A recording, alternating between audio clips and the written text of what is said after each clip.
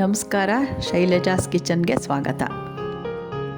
ಈ ದಿನ ಉಪ್ಪಿನಕಾಯಿ, ಮಾವಿನಕಾಯಿ ಉಪ್ಪಿನಕಾಯಿ ಮಾಡುವ ವಿಧಾನವನ್ನು ತೋರಿಸುತ್ತಿದ್ದೇನೆ. ಬೇಕಾಗುವ ಸಾಮಗ್ರಿಗಳು: ಮಾವಿನಕಾಯಿ 4 ಮಾವಿನಕಾಯಿ ತೊಗೊಂಡಿದ್ದೀನಿ, 1 ಬಟ್ಲು ಸಾಸಿವೆ, ಒಂದು ಸ್ವಲ್ಪ ಬ್ಯಾಡಗಿ ಮೆಣಸಿನ್ಕಾಯಿ, ಸ್ವಲ್ಪ ಗುಂಟೂರು ಮೆಣಸಿನ್ಕಾಯಿ, ಆಮೇಲೆ ಅರ್ಧ ಪಾವು ಉಪ್ಪನ್ನು ಹಾಕಿ ಕುದಿಸ್ಬಿಟ್ಟು ಅದನ್ನು ತಣ್ಣಗಾದ ಮೇಲೆ ಉಪಯೋಗಿಸ್ಬೇಕು. ಅದನ್ನು ಪಾತ್ರೆಯಲ್ಲಿ ಅರ್ಧ ಪಾವು ಉಪ್ಪು ಹಾಕಿ ಕುದಿಸಿ ನೀರನ್ನು ಇಟ್ಕೊಂಡಿದ್ದೀನಿ.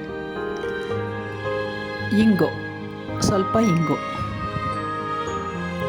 ಮಾಡುವ ವಿಧಾನ: ಈಗ ಮಿಕ್ಸಿ ಜಾರಿಗೆ ಸಾಸಿವೆ, ಒಂದು 3/4 ಕಪ್ಪಷ್ಟು ಸಾಸಿವೆ,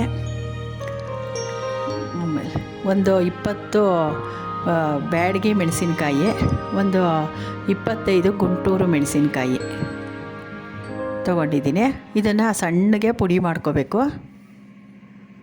ಮಾವಿನಕಾಯಿನ ತೊಳೆದು ತೊಳೆದು ಒಣಗಿದ ಬಟ್ಟೆನಲ್ಲಿ ಒರೆಸಿ ಹೆಚ್ಚಿಟ್ಕೊಂಡಿದ್ದೀನಿ.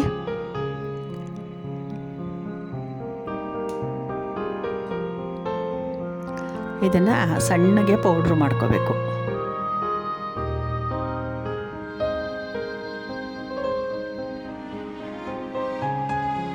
ಸ್ವಲ್ಪ ಅರಿಶಿನ,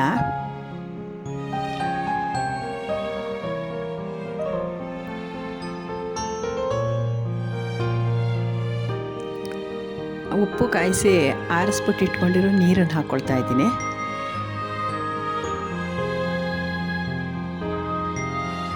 ನೋಡಿ, ಈ ಮಟ್ಟಕ್ಕಾದರೆ ಸಾಕು.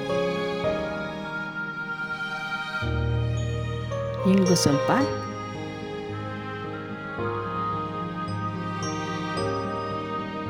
ಒಂದು ಪುಟ್ಟ ಸ್ಪೂನಲ್ಲಿ 1 ಸ್ಪೂನ್ ಹಿಂಗೆ ಹಾಕ್ತಾಯಿದ್ದೀನಿ. ಕುದಿಸಿ ಆರಿಸಿರೋದು ಉಪ್ಪಿನ ನೀರೋದು.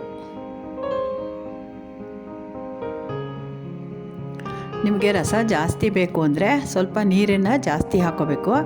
ನಾನು ಅರ್ಧ ಪಾವು ಉಪ್ಪಿಗೆ ಒಂದೂವರೆ ಲೋಟದಷ್ಟು ಅಂದರೆ ಒಂದೂವರೆ ಪಾವಷ್ಟು ನೀರನ್ನು ಹಾಕ್ಕೊಂಡು 1 ಪಾವಿಗೆ ಇಂಗಿಸ್ಕೊಂಡು ಅದನ್ನು ಶೋಧಿಸಿ ತೆಗೆದಿಟ್ಕೊಂಡಿದ್ದೆ. ಅದನ್ನು ಇವಾಗ ಉಪಯೋಗಿಸ್ತಾ ಇದ್ದೀನಿ. ಆಮೇಲೆ ನೀರು ತಣ್ಣಗಾಗಬೇಕು, ತಣ್ಣಗಾದ ಮೇಲೆ ಉಪಯೋಗಿಸ್ಬೇಕು. ಸ್ವಲ್ಪನೂ ಬಿಸಿ ಅಂಶ ಇರಬಾರ್ದು ಅದರಲ್ಲಿ. ಈಗ ಹೆಚ್ಚಿರೋ ಮಾವಿನಕಾಯಿನ ಪಾತ್ರೆಗೆ ಹಾಕ್ಕೊಳ್ತಾ ಇದ್ದೀನಿ. ಇದು 4 ಮೀಡಿಯಮ್ ಸೈಜ್ ಉಪ್ಪಿನಕಾಯಿ ಮಾವಿನಕಾಯಿ.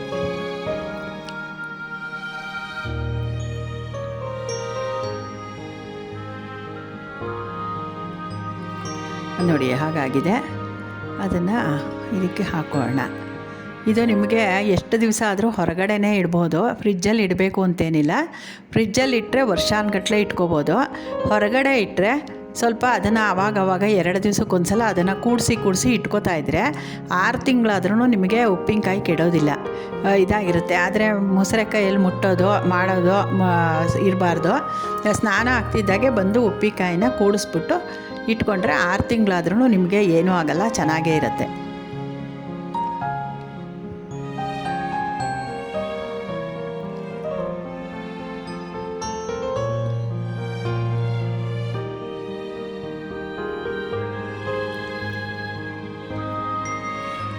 ಇದು ಯಾರು ಬೇಕಾದ್ರೂ ಮಾಡ್ಬೋದು. ತುಂಬ ಸುಲಭವಾಗಿ ಮಾಡುವಂಥ ಉಪ್ಪಿನಕಾಯಿ ವಿಧಾನ ಇದು.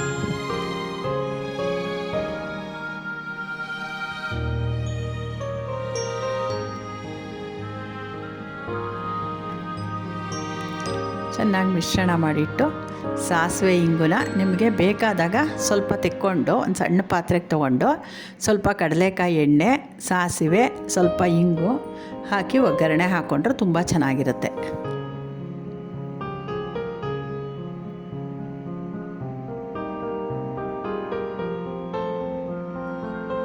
ನೋಡಿ, ಉಪ್ಪಿನಕಾಯಿ ರೆಡಿ ಆಯಿತು. ಇದನ್ನು ಒಂದು ಒಳ್ಳೆ ಕ್ಲೀನಾಗಿ ತೊಳೆದು ಒರೆಸಿ ಇಟ್ಕೊಳ್ಬೇಕು. ಬಾಟ್ಲುಗಳಿಗೆ, ಗಾಜಿನ ಬಾಟ್ಲಾದ್ರೇ ಒಳ್ಳೆಯದು. ಈಗ ಕಡಲೆಕಾಯಿ ಎಣ್ಣೆ ಒಗ್ಗರಣೆ ಹಾಕ್ತಾಯಿದ್ದೀನಿ.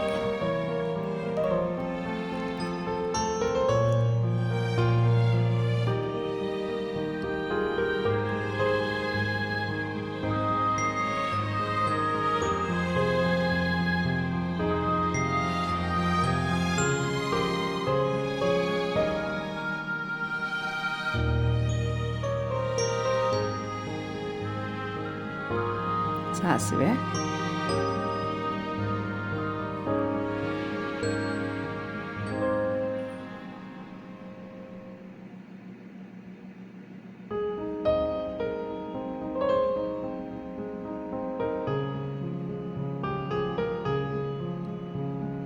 ಸಾಸಿವೆ ಚೆನ್ನಾಗಿ ಸಿಡಿದ ಮೇಲೆ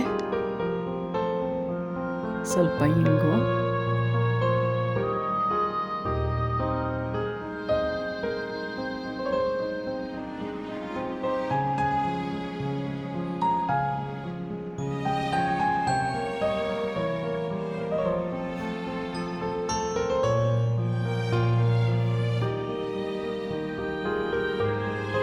ಒಗ್ಗರಣೆ ರೆಡಿ ಆಯಿತು. ಸ್ಟವ್ ಆರಿಸಿ ಈಗ ಉಪ್ಪಿನಕಾಯಿ ಸ್ವಲ್ಪ ಇಟ್ಕೊಂಡು ಅದಕ್ಕೆ ಹಾಕೋಣ.